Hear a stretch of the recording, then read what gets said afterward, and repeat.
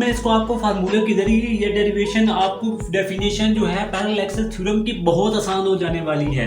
इसका फार्मूला जो था, इसके फार्मूला के मुताबिक आपको डेफिनेशन 1 मिनट के अंदर क्लियर हो जाने वाली है। वो क्या कहता है, the movement of inertia of a rigid body, movement of inertia ये क्या थी, ये मूवमेंट ऑफ इनर्शिया, ये मैंने आपको बताया रिजिड बॉडी मैंने आपको बताई। वो कहता है अबाउट एनी एक्सिस, ये क्या है, इज इक्वल, ये क्या है, is equal to the movement of inertia, ये क्या है, to the movement of inertia. देखो मैं फार्मूले के मुताबिक ही लिख रहा हूं, to the movement of inertia about a parallel axis, about a parallel axis through the center of mass। इसका मतलब है कि ये जो मूवमेंट ऑफ इनर्शिया हो रहा है ये किसके थ्रू हो रहा है, ये सेंटर ऑफ मास के थ्रू हो रहा है, सेंटर ऑफ मास के थ्रू ये जो हो रहा है, ये मूवमेंट ऑफ इनर्शिया किसके थ्रू, सेंटर ऑफ मास के थ्रू हो रहा है।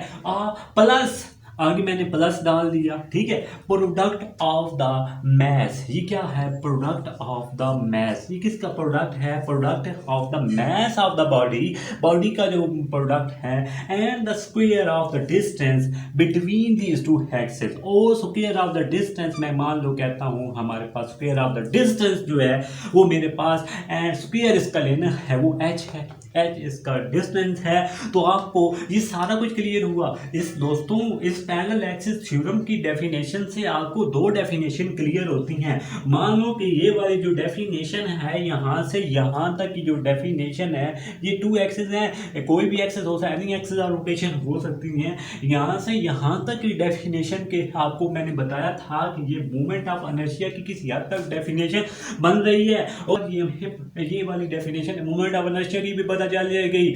उसके बाद हमें जो पता चला कि इसके फार्मूला के थ्रू जो है हम आसानी से पैरेलल एक्सिस थ्योरम को जान सकते हैं कि पैरेलल एक्सिस थ्योरम कैसे फार्मूला के थ्रू इसकी डेफिनेशन की जा सकती है। After doing the statement we derive the following result, ये वो रिजल्ट था जिसको हमने डेफिनेशन से ड्राइव किया। ये रिजल्ट डेफिनेशन के मुताबिक क्या कहता था, the movement of inertia of a body, कौन सी बॉडी, वो रिजिड बॉडी इस टाइप की होनी चाहिए थी, वो किसके इक्वल होनी चाहिए थी, एनी रिजिड बॉडी हो वो किसके इक्वल हो, is equal to the sum of movement of inertia of parallel axis through the centre of mass. CM क्या रिप्रेजेंट करता है, centre of mass plus product of mass, ये टोटल मैस है, plus product of mass of the square of the distance between parallel axis, मतलब between these two axis का मतलब ये था कि ये पैरेलल एक्सिस का मतलब आपको पैरेलल तो पता होना चाहिए कि कोई चीज़ पैरेलल कैसे होती है। मान लो कि ये पैरेलल है, पैरेलल जो ऐसे सीधी हो, ठीक है, और इसमें से दूसरे इसकी पैरेलल लाइन जो मैंने खींची वो कुछ इस तरीके से खींच ली, ठीक है, ये क्या होगी, लाइन आपस में पैरेलल होगी। अगर ये लाइन पैरेलल हो जाती हैं तो मान लो कि मैंने इसका पैरेलल एक्सिस तो पता कर चल गया, जो दो लाइनें सीधी हों वो क्या होती हैं, पैरेलल होती हैं। डेफिनेशन से मैंने आपको ये चीज़ें समझा दी, और वो प्रूफ में हमें यही तो रिजल्ट जो निकाला था डेफिनेशन का, यही चीज़ हमने क्या करनी है, प्रूफ करनी है। यही प्रूफ करने के बाद ही अगर ये रिजल्ट आया तो मतलब आंसर ठीक है, अगर नहीं आया तो मतलब कुछ ना कुछ गड़बड़ी होगी। चलो बढ़ते हैं हम इसकी फिगर की जानिब। दोस्तों यहाँ से फिगर मैं आपको इस तरीके से समझाऊंगा कि आपको फौरन समझ आने वाली, क्योंकि यहाँ पर दो एक्सिस हैं, मतलब मूवमेंट ऑफ इनर्शिया, एक का मूवमेंट ऑफ इनर्शिया मान लो कि आई है, इसका मूवमेंट ऑफ इनर्शिया क्या है, एक लाइन का एक एक्सिस का क्या है, आई है, ठीक है। ICM दूसरे का क्या होगा, ये डेफिनेशन देख रहे हो, ICM दूसरे का मान लो कि ICM क्या रिप्रेजेंट करता था, ICM represent movement of inertia about a parallel axis through the centre of मास। मान लो कि ये रिजिड बॉडी जो थी, रिजिड बॉडी का सेंटर ऑफ मास क्या होगा, रिजिड बॉडी का ये सेंटर ऑफ मास, CM का मतलब सेंटर ऑफ, मतलब ये कि किसके सेंटर में से कोई ना कोई ऐसी चीज लाइन पास हो रही होगी। सेंटर ऑफ मास इसको ही कहते हैं ना, जो कि सेंटर में से गुजरे, ठीक है, जो कि बॉडी के सेंटर में से गुजरे। तो ये आपको आईसीएम का पतला चल के होगा कि मैंने इसको क्यों रखा कि क्योंकि हमारे पास दो एक्सेस है। तो डेफिनेशन से आपको यहाँ तक तो कुछ बातें या मैं आपको रफ सी फिगर से समझाई है कि ये सेंटर ऑफ मैंने इसके अंदर नहीं लगाएगी तो थोड़ा सारा गड़बड़ी हो जाएगी, फिगर थोड़ी अच्छी नहीं लगेगी, ठीक है। तो वो सिंपल वे से ये आपको सेंटर आईसीएम को तो पता चल गया। उसके बाद हमें ये एम रिप्रेजेंट करेगा, ये टोटल मास को रिप्रेजेंट करेगा। एच रिप्रेजेंट कर रहा है, एच यहाँ पर डिस्टेंस को रिप्रेजेंट करेगा, किसके दरमियान, between the two parallel axis. यहाँ पर पैरेलल एक्सिस के दरमियान जो डिस्टेंस होगा ये एच इसको रिप्रेजेंट करेगा कि मेरे पास दरमियान दोस्तों जो डिस्टेंस है ना वो एच है, ये एच इसको रिप्रेजेंट करेगा। दोस्तों आपको पता चल गया होगा कि मैंने आपको फार्मूला के थ्रू मैंने आपकी डेफिनेशन क्लियर की, फार्मूला के थ्रू मैंने आपको इसकी फिगर क्लियर की। तो इसके बाद आपको ये बात पता होनी चाहिए, चौंका वो इसके सेंटर में से पास हो जाता था। पास होने के बाद मान लो जब ये इसके अंदर में से सेंटर में से पास हुआ तो इसके अंदर से वो जो लाइन मैंने ऐसे आपको रफ सी फिगर बना के बताई थी वो लाइन ऐसे पास होगी। मान लो कि उसका मैस जो था, ये टोटल मैस एम आया था, उसका मैस जो था वो एम आई था। अगर इसका मैस आई एलिमेंट में आया, एम आई आया, तो दोस्तों इसका डिस्टेंस भी तो कुछ होगा। कुछ लोग डी लिख देते हैं, कुछ लिख देते हैं, कुछ भी फर्क नहीं पड़ेगा। मैं मान लो कि इसका डिस्टेंस जो ले रहा हूँ वो आई एलिमेंट में एक्स हाई ले रहा हूँ, तो यहाँ तक तो बात होगी क्लियर। तो दोस्तों इसके फिगर जो है यहाँ तक फिल अप होगी, फिगर जो थी यहाँ तक आपकी कंप्लीट हो गई। लेकिन आपको इसको इंग्लिश में कैसे डिस्क्राइब करना है, आपको फिगर तो आ गई लेकिन आपको इसको इंग्लिश में डिस्क्राइब नहीं करोगे तो नंबर कैसे लोगे। जी हाँ दोस्तों, इसको आपने इंग्लिश में थोड़े बहुत ऐसे लिख देना है, consider a rigid body, consider a rigid body. मान लो कि रिजिड बॉडी का मास जो था वो m था, consider a rigid body of mass m where Im represent the movement of inertia about a parallel axis through the center of mass, through the center of mass of the body, ठीक है, and the distance, ये h क्या represent कर, and the distance between these axes of rotation is axis of rotation, parallel axis के दरमियान the distance between the parallel axis is h, ठीक है। यहाँ तक समझ आ गई आपको, ठीक है। Where I represent the movement of inertia, ठीक है, and you can also see about it. Now we take an ith element. Now we take an ith element having mass mi, having mass mi, and the perpendicular distance between them xi, as shown in figure. This is the explanation. इसके बारे में, figure के बारे में जो आपने explanation करनी थी वो यही वर्डिंग में लिख दो, नंबर पक्के, ठीक है। दोस्तों यहाँ तक बात होगी क्लियर, ठीक है। इसके बाद आपको मैं ऐसी डेरिवेशन फिगर के ही थ्रू आपको डेरिवेशन का ऐसा ट्रिक बताऊंगा आप भूलोगे नहीं, ठीक है। भूल जाना ये सबसे बड़ा ही नुकसानदेह होता है। मेरी कोशिश है कि आपको ऐसा ट्रिक बताऊं साथ साथ कि आपको याद भी रहे। दोस्तों इसके बाद आपने डेरिवेशन के अंदर कुछ भी नहीं करना, आपने सबसे पहले ये वाला चीज देख रहे हो आईसीएम, इसको ले लेना है यहाँ पर। ये आईसीएम रिप्रेजेंट कर रहा था parallel axis and movement of inertia about parallel axis, ठीक है। ये आपको मैंने डेफिनेशन भी बताई थी कि ये किसके इक्वल होता था, moment of inertia through centre of mass, ये होता था सम ऑफ, आते साथ बताई थी, sum of product of mass, sum of product of mass m, sum of product of mass m and the distance between them xi। ये definition square of the distance between them xi। आते साथ मैंने आपको बताई थी definition. मान लो कि ये इक्वेशन नंबर 1 है। अगर ये इक्वेशन नंबर 1 आ चुकी है दोस्तों, आगे काम बहुत ही आसान होने वाला है। उसके बाद हमारे पास ये मूवमेंट ऑफ इनर्शिया, चूंकि the movement of inertia is I and चौका हमें अब moment of total inertia, moment of inertia find करना है। ये हमने ICM फाइंड किया, ठीक है। ये भी इनर्शिया ही था, लेकिन ये किस में से था? Through the centre of mass, the moment of inertia. और चौका हमें यहाँ पर नजर आ रहा है कि इनके दरमियान एक्सिस, पैरेलल एक्सिस के दरमियान, जो इन दो एक्सिस के दरमियान जो नजर आ रहा है, पैरेलल एक्सिस के दरमियान डिस्टेंस h है। Now the moment of inertia through the distance h, तो वो क्या हो जाएगा? वो हो जाएगा mi। चौका डिस्टेंस क्या है? h। डिस्टेंस क्या है? h plus xi।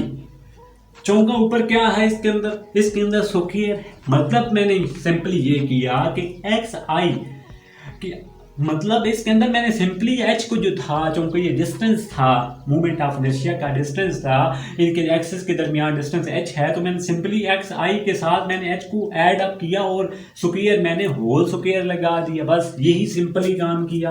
और मैंने इसके बाद यहाँ पर नजर आ रहा है ये समेशन mi, यहाँ पर इसका स्क्वायर लो, a जमा b, ये आप बचपन से फार्मूला पढ़ते आ रहे हो, a जमा b का होल का स्क्वायर, ये किसके इक्वल होता था? a स्क्वायर जमा b स्क्वायर जमा 2ab। वही काम आपने यहाँ पर करना है, a का स्क्वायर जमा b का स्क्वायर जमा 2ab hxi, ठीक है। तो यहाँ पर ये बातें जो हैं आपको पता चल गई।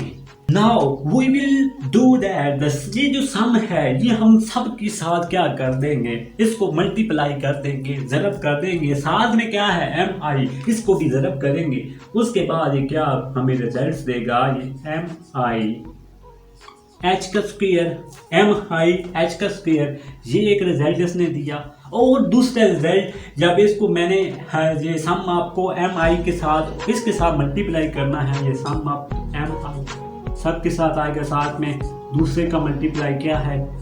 x का स्क्वायर, xi का स्क्वायर प्लस ये तो सब के साथ ऐसे कैसे, ये सब के साथ सेम मल्टीप्लाई हो रहा है, ठीक है। और साथ में 2hxi। यहाँ तक बच्चों आपको बातें क्लियर हो गई। ये बात आपको क्लियर हुई कि ये हमें सिंपली यहाँ पर मल्टीप्लाई किया। मल्टीप्लाई करने के बाद यहाँ पर ये आई तो सबके साथ चल रहा है, सेम चल रहा है। जी हाँ दोस्तों, यहाँ पर आपको एक ट्रिक इस्तेमाल करना है। यहाँ पर एज वी नो दैट, हमें कुछ बातें पता है। एज हमें क्या पता है कि ये जो मिशन ऑफ, हमें यहाँ पर एक चीज़ें ये जो है ना, सारी की सारी चीज़ें ये हमें चेंज करनी है। ये सारी की सारी चीज़ें हम जब चेंज करेंगे तो हमारे पास रिजल्ट्स आने वाला है। चेंज कैसे करेंगे कि ये समेशन mi h का स्क्वायर, इसको हम लोगों दोस्तों हम इसको चेंज करने वाले हैं। ये किसके इक्वल होगा? चौका सम ऑफ mi, मतलब ढेर सारे क्या हैं? मैसेज हैं, आई टाइम मैसेज हैं। मैं इसका टोटल मैस इसको क्यों ना लिखूं? mi समीशन को मैंने सम आपको मैं क्या करूं? मैं इसको क्या ना लिखूं? मैं इसको टोटल मैस लिख सकता हूं ना। मैंने ये टोटल मैस लिखा तो ये सारा खत्म हो गया। साथ में h स्क्वायर का h स्क्वायर सेम आ गया, ठीक है, ये सेम आ गया। एक तो ये चीज चेंज होनी है इसमें। और एंड और आपको ये वाला जो नजर आ रहा है, ये वाला, ये तो आपने पढ़ ही रखा है, ये वाला सेम है। ये वाला तो आपको पता चल रहा है कि ये किसकी इक्वल आ जाएगा? ICM किसकी इक्वल है? समेशन ऑफ mi xi का स्क्वायर। ये दोस्तों आपको पता चल गया है। और बच्चों यहाँ पर ये वाला जो सारा का सारा है ना, ये वाला, ये सारा का सारा जीरो हो जाएगा। अब आप कहोगे कि ये जीरो क्यों होगा? Because number of elements, because number of element in a parallel axis outside, number of element are present outside of the parallel axis, ठीक है। यहाँ पर हमें नजर आ रही है कि बहुत सारे नंबर ऑफ एलिमेंट्स और भी जो हैं अबाउट दिस पैरेलल एक्सिस के बाहर भी जो चीज़ें हैं कुछ मौजूद हैं। इसी वजह से ये वाला जो था mi 2h xi, ये जो है वो सारे का सारा जीरो हो गया। ये काम आपने बेखूबी समझ लिया होगा कि ये जीरो इसलिए हुआ क्योंकि ये पैरेलल एक्सिस के बाहर थे। जो बाहर चीज़ें होती हैं वो क्या हो जाती हैं, जीरो हो जाती हैं। मैंने सिंपली इनको जीरो किया। अगर ये जीरो हो जाता है तो उसके बाद आपने सिंपली क्या करने की, जो सारी की सारी वैल्यूज हैं ये उठा के आपने क्या करनी है, इनको हमने उठा के इस इक्वेशन के अंदर, इसी के अंदर मान लो कि ये इक्वेशन ए है, ठीक है। इसी इक्वेशन के अंदर ये वैल्यूज मैंने पुट की, ठीक है। जब हम इन वैल्यूज को इसके अंदर पुट करेंगे तो आफ्टर पुटिंग, अब हम इन वैल्यूज को उठा के दोस्तों इसी इक्वेशन के अंदर पुट करने वाले हैं जो मैंने ए ली है। अगर मैंने ए ली है तो वो ये कह रहा है कि आई किसके इक्वल हो जाएगा, आई। याद रख लो कि ये इसकी जगह पे मैंने इसकी जगह पे ये वाली वैल्यूज पुट की तो क्या बन जाएगा, एम एच का स्क्वायर, एम एच का स्क्वायर बन गया जो मैंने आपको बताया कि इसके इक्वल है। आई सी एम, ये किसके इक्वल है, ये आई सी एम बन जाएगा plus of I C M centre of mass, ठीक है। और प्लस ये मैंने कहा कि ये सारी टर्म क्या होगी, जीरो, बिकॉज आउटसाइड प्रेजेंट है पैरेलल एक्सिस के, ठीक है, इसलिए ये वैल्यूज जीरो हुई। दोस्तों ये दीजिए, आप देख रहे हो कि ये जीरो कैसे हुई। उसके बाद हमें ये पता है कि अगर ये जीरो हो जाए तो मैं इसको जाऊँगा, मैंने इसके बराबर करना है तो बातें एक ही हैं, मैंने इसकी जगह बस चेंज कर रहा हूँ, इससे कोई फर्क नहीं पड़ता। चाहे आप इसको ऐसे कैसे रखना है, मैं इसको पहले रख देता हूँ, ठीक है। आई सी एम प्लस दोस्तों यहाँ पर ये एम एच का स्क्वायर, ये चीजें आपको पता चल गई।